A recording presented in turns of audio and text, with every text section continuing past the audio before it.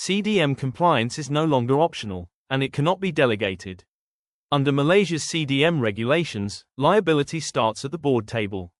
Othman Haji Ismail and Associates delivers the CDM training and mentoring program suite, transforming prescribed duty into defensible compliance. Real governance, real systems, real protection.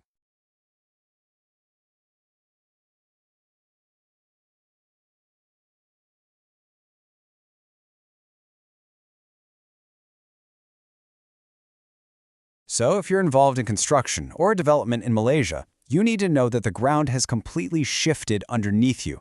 And I'm not talking about soil mechanics here, I'm talking about legal liability.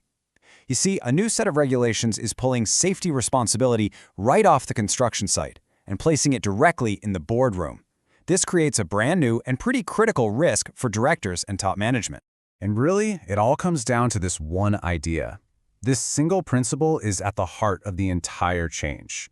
What everyone used to see as just an operational issue, well, it's now a governance-level strategic problem. This is actively reshaping not just corporate liability, but, and this is the important part, personal liability for Malaysia's top executives. The old way of thinking, it's not just outdated anymore, frankly, it's dangerous. All right, so here's what we're going to cover. We'll start by digging into this new risk. Then, we'll get really clear on your legal position as what's called a duty holder. We'll look at why the old ways of handling compliance just don't work anymore. And then, we'll get to the good stuff, a new way to think about it, and a practical path to building what we call defensible compliance. So what's actually driving all this? Well, it's the OHA Act Amendment of 2022, combined with the new Construction Design and Management, or CDM, regulations. This combo has triggered a massive shift. Responsibility for health and safety is no longer something you can just push down to the project manager. It is now legally anchored at the very, very top of the organization. And this right here is the main takeaway. The era of just kind of passive oversight where the board could delegate safety and just assume it was being handled, that's over. Proactive, demonstrable governance isn't just a nice-to-have anymore. It is a legal requirement, and there are some serious consequences if you fail. Okay, let's get into what this really means for you personally and for your company. This term, duty holder, is absolutely central to this new world. And, understanding your role is the very first step to managing your exposure. And the law makes it crystal clear. It identifies the client, that's the developer, the project owner, as the ultimate duty holder. This responsibility is absolute, and you got to hear this. It cannot be delegated away. You own it, period. And the law has some serious teeth to back this up. Sure, Section 15 covers the general duties of the company, but the real game changer, it's Section 60A. This brings in personal liability for directors and officers. What that means is, if the company messes up, its leaders can be held personally responsible, unless they can prove they did everything reasonably possible to prevent it. That is a huge shift in personal risk. So this brings us to a really critical mistake a lot of companies make. Many believe they can just hire a consultant or maybe stick a clause in a contract to get rid of this liability. But that is a really dangerous misconception.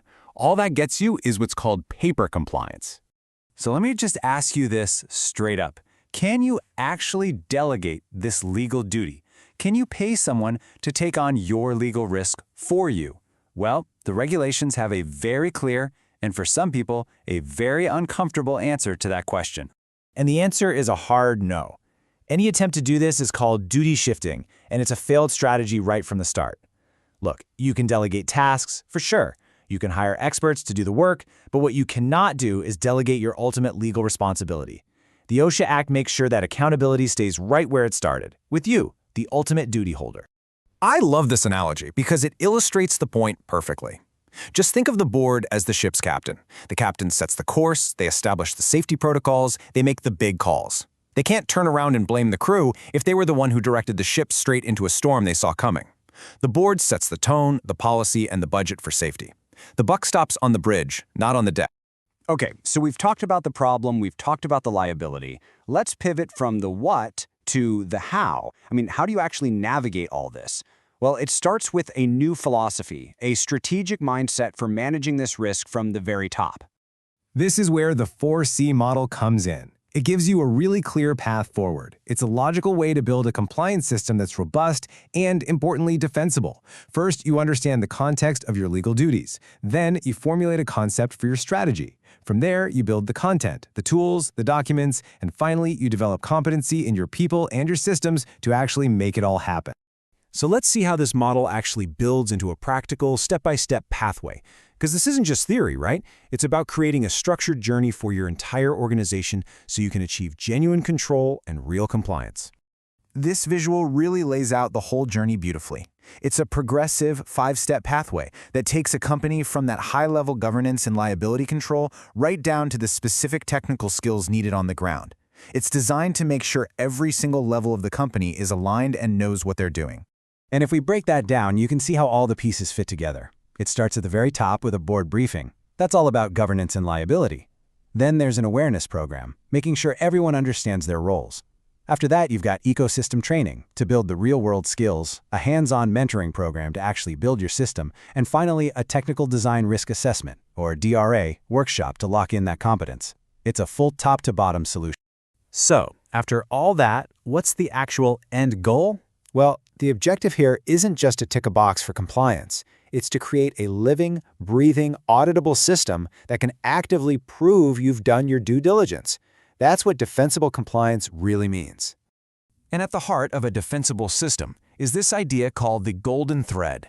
Think of it as an unbroken, auditable paper trail of risk management that flows through the entire project. It starts with your pre-construction information, or PCI.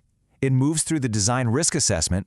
It informs the construction phase plan, and it's all finally captured in the safety and health file. This thread is your proof. So the crucial point here is a shift in mindset. It's about moving away from just reacting to a list of rules and moving towards proactively building a system that you can actually defend if you're ever questioned. It's kind of like the difference between having a fire extinguisher on the wall because you were told to and having a fully designed, practiced fire evacuation plan that everyone knows by heart. And that leaves us with this final, critical question. It's not about whether you believe you're doing the right thing. It's about whether you can prove it. If an investigation ever happens under the weight of that Section 60A, can your board stand up and present a clear, unbroken golden thread that proves its due diligence? Because that is the new reality of boardroom risk. In today's regulatory environment, compliance is no longer about intent, it is about evidence. Under the CDM Regulations 2024, clients carry clear, traceable legal duties across the project and building lifecycle.